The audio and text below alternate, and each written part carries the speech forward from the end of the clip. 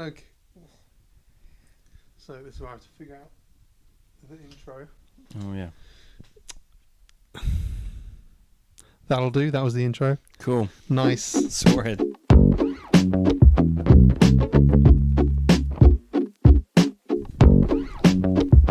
Hello, and welcome to Off the Mango. Hello. Yeah. I meant to put my...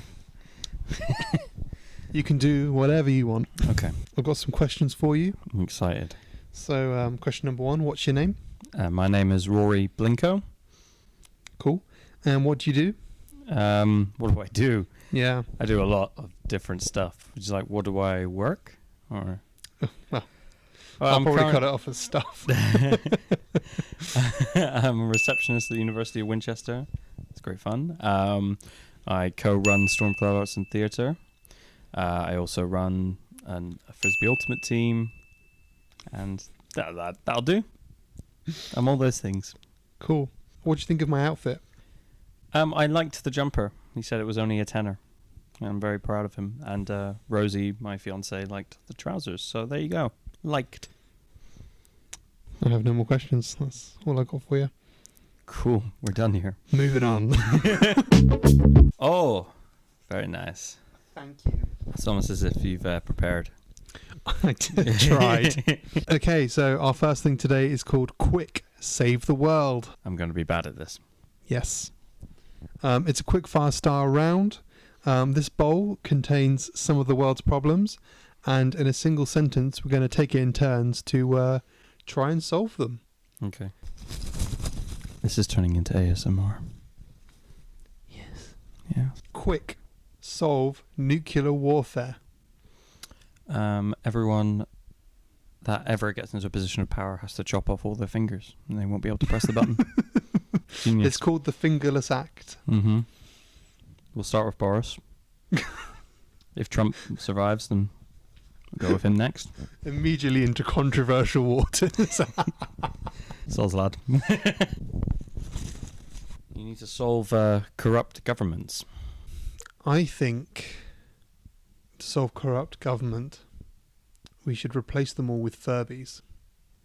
They're programmed. They know what they're doing. We can... If you press the right buttons, Yeah. they do what you want. And if you piss off the Furby, then, you get what you get. Quick. Solve the threat posed from sassy frogs. Sassy frogs. Mm. We will, instead of using traditional army methods, we're going to hire loads and loads of Karens. And what they're going to do is they're going to out-sass the frogs. Ooh. And nullify the threat, basically. I just have this image of, gigantic Karens over, an army of frogs. They're going to see the frogs manager. Those frogs are going to go down. This froggerary. Moving swiftly on. Quick, solve the crisis of people wearing flip-flops. Remove feet. Who needs them? There's a lot of decapitation in this segment. I mean, France did it very well. Quick, solve growing old and dying. Die young. That's my motto. 27. Perfect age. I have a year left. I'm pretty sure Alex has a song about dying young somewhere. It is called Yes, Yes, Yes I Do. I'd love to die at 32. Ah, yeah, that was 32. It. I was actually quite impressed with it. Magic number, baby. This is a long one. Solve quickly. Radical Pepsi fans who claim Pepsi is better than Coke, which it is. I think I'm going to go the same route I went for with the flip-flops, which is just cut off their feet off. I don't know why. That way they can't go to the shops. They can't go and get Pepsi. Yeah. Solved. And then they'll have to rely on other people to get the Pepsi for them, and then they'll buy Coke instead. Exactly. And then PepsiCo will go out of business. Mm-hmm. That's actually genius. Thank you. Yeah. Quick, solve incurable disease. Everyone just suck up and get better, really. That's what they tell us to do with mental health. Walk it off. Just walk it off. Walk it off. Have you tried feeling happy? Oh, cured. I'll take that one. Solve quickly world hunger. So I think the best way to solve world hunger is to make edible shoes. Edible shoes. Because here's the thing. I've already chopped off everyone's feet. Mm-hmm. You know, loads of shoes go to waste. If we make sure that during that process that all shoes are edible, they're lying around ready People to just pick them up. eat them. I like the continuation Mm. and the continuity. Strawberry laces, eh? On the shoes. Wow. Okay, final one. Oh, exciting. Quick, solve a meteor hitting the Earth and wiping out the planet. Simple. Move the planet. If everyone, goes to the correct side of our sphere, Right. and then just jumps on the ground, continuously, You think that would move it? I think that would move it. I think it would. What do you think? No? He doesn't know. So now, it is time for my pretentious indie film. Yay! Yay! So we're going to get 10 random letters, and from that we're going to create the title of our very own pretentious indie film, and we'll see where it goes from there. Fabulous. So here I have random letters. I should probably say that they're not Scrabble tiles. They are homemade off the mango tiles that look just like Scrabble tiles. And the bag doesn't have a Scrabble logo on it. Well, Haven't that's seen why I've anything. turned the bag the other way around so they can't see. Whoa! So, would you like to draw out 10 letters? Okay. So we have D, E, O, W, Q, A, O, J, T, and I. Nice. Okay. And at a snap of the fingers...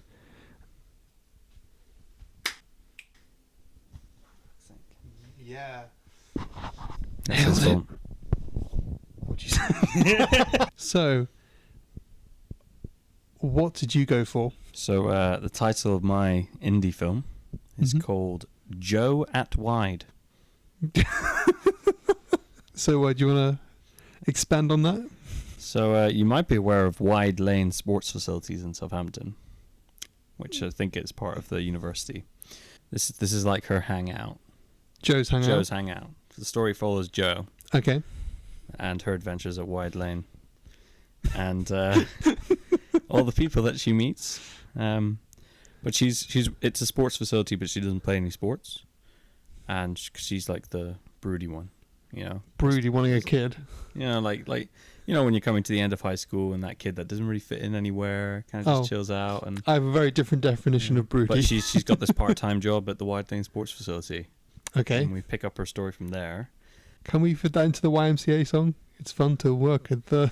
Wide Lane. I'm not sure if it's called Wide Lane Sports Facility, but it's definitely Wide Lane. And it's a really big field, so, you know, there's lots of stuff going on. She could catch a train going anywhere.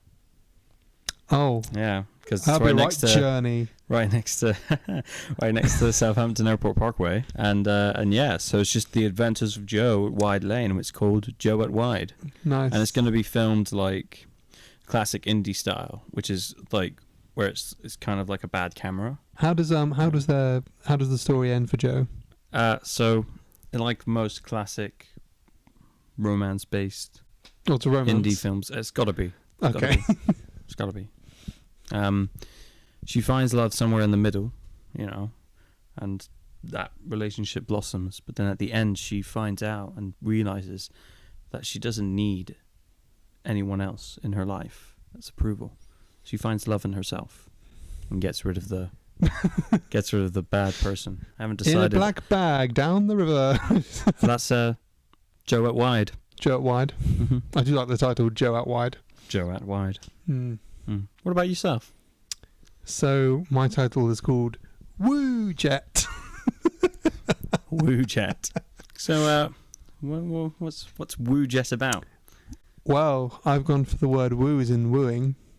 So the Woo Jet is an elite, secretive party club that takes place on an aeroplane. Whoa. That's what I'm thinking. So the Woo Jet is like, it's a club that's open for 5 hours a night, and it flies over the Atlantic and they party it up. And is there any controversies, conspiracies? Are there really famous people on the Woo Jet that shouldn't be there? I think I would probably go for nothing like super conspiracy or bad people, but I think just someone adjusting to that upper class lifestyle. Oh yeah. So this is like a surprise invitation kind of thing, come on the Woo Jet with me. Or kind of what's the Woo Jet? Kind of I'm at the airport, I need to get over here. It's oh, I have a way I can get you across the ocean. The Woo Jet. The Woo Jet. So what's the lesson learned? I think it is not judging a book by its cover. So I think being in that scenario, you'd be these people. A bit scared of the Woo Jet. Yeah. Or being these people are just up themselves, and then realising there's maybe humanity to them. Some of them. Maybe. Maybe. Okay, it is now time for the childish box off. You do a boxing thing? Oh.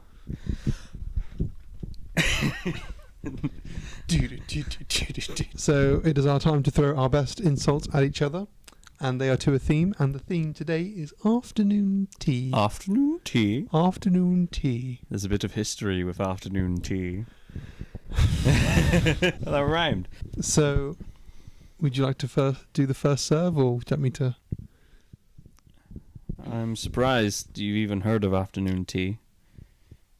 That long hair hippie. You never. That's where you're going. Long hair hippies. You're kind of like the sandwiches you get at afternoon tea. This lovely little filling, covered in carbs. Feel like I'm going to lose this. All right then. You're like classic afternoon tea in that instead of tea bags in the teapot, you're the crunchy leaves. If they're not being held together by the little spoon, you just crumble and fall apart. Here's your little spoon.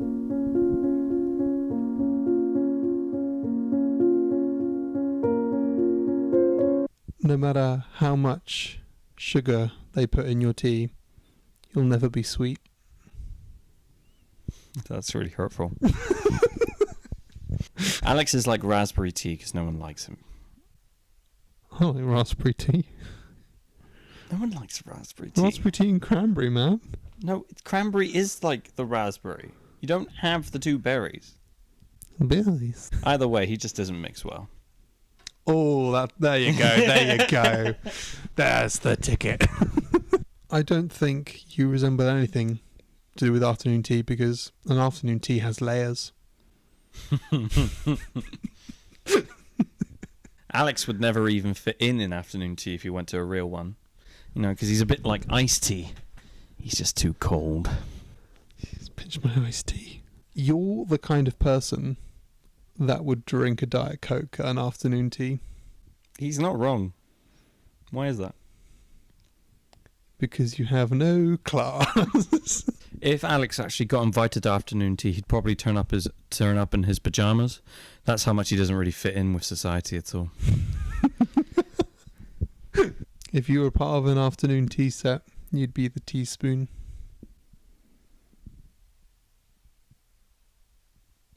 Used too frequently and too often and discarded away afterwards. And never washed properly either. Yeah, ever. Tea stained for life. Yeah. Everyone has that stained teaspoon that I swear never gets washed. Never gets washed. They're like, oh, and I like Avoids the colour. Everything. That is like patient zero. Okay. What's next? So, we now have Job, the movie. The movie. So, I've got a random job generator on my phone, and whatever that job is the title for our movie. And then we flush it out. Yes. Like a really big poo. Yes. And the job we are having is...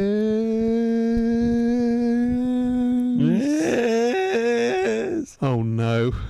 Paramedic the movie. Paramedic the movie. It's a movie about a paramedic. I feel like due to recent times, there's just no way you can go with that without No. This is the story of the bored paramedic. the board. Just like an area where there's like no like Nothing's happening in no this area, injuries. Yeah. right? And then what happens is that the paramedic, because the accident rate is so low, Yeah. they just take the percentages of their job and say, oh my god, this paramedic's amazing. I think that put them somewhere. Because where and it's so they put them in like central London, even though they've only been on the job for like a year. Genius. I'm just thinking of like the scenarios they get into where like someone's like had like a massive like accident with their tangled arm and they're like, oh god, Yeah. they said you were the best. Sure. How much blood have you seen? I pricked cut my. Should I go for another one? Yeah, let's go for another one. Okay, so another one we can go for is Street Entertainer the movie. You could film that in Winchester. Yes. You could They don't know we're in Winchester, but we're in Winchester. We're in Winchester? Yes. You could absolutely film that in Winchester. See, I have mixed feelings on Street Entertainers. Okay. You know, some of them, you know, they're really passionate and they love it. Mm-hmm. And then you get the ones that they know the routine that gets everyone in and they just feel so dry. Is this the guy? So this movie is about the guy who's been doing it for like 30 years. Yeah. And he's gotten tired of saying the same jokes. Yes. Yeah. It's Joker by... it's that film, but with a street performer. Yeah. Yeah. Yeah. But So in Britain, so there's no guns. no guns, but there are tasers. No tasers. Batons. What would he be called? To be fair, his act could be to do with the electricity. Yeah. Like We Tesla coils and stuff. Shit like can that. call him Shock Boy. Shocky boy. No, Shocky Boy. And he tours around, he's tired, and the movie's about him reinventing himself. You're going to have to do the voice for him, so... Ladies and gentlemen, welcome to the stage, Shocky Boy! Hello, I'm Shocky Boy. I've been doing this for way too long. I'm electrified. Oh, yeah. And then he pulls out a classic one. Oh, how can you clap for me if you got your hands in your pocket? But yeah, how does he reinvent himself? How does Shocky Boy reinvent himself? Is it self-electrocution? Oh, that's dark. No, but like small doses. To be fair, he could be addicted to the electric shock. Yeah. And they're like, you need to stop doing this to yourself. He's like, but I like it. It's like, but it's too much, man. You're gonna... I don't care. I'm on the circuit. Yeah, the electric circuit. Be careful. And like there'll be a scene in the movie that just comes up when he's about to take the tube, Mm-hmm. and he's kind of just like staring at the tracks. Oh, And no. that's when it turns, right? Maybe he has like a Houdini moment. He has to have a moment where he's like, "Am I going to do this?" And he's like, "No." And then the film reinvigorates. Or maybe he goes to do it, and that's where the film cuts, so you don't know if he ever does it. Ooh. So the whole film Twist would just- ending. It could be a lead up to him changing his act with his Yeah. addictions, And and if he's then successful, yeah. then we have Street Entertainer 2, The Electric Boogaloo. Damn it. That's a good one. That's a good Joe. one, yeah. So there we are. That was Oh. Rory Blincow. Hello. Bye-bye. Yep.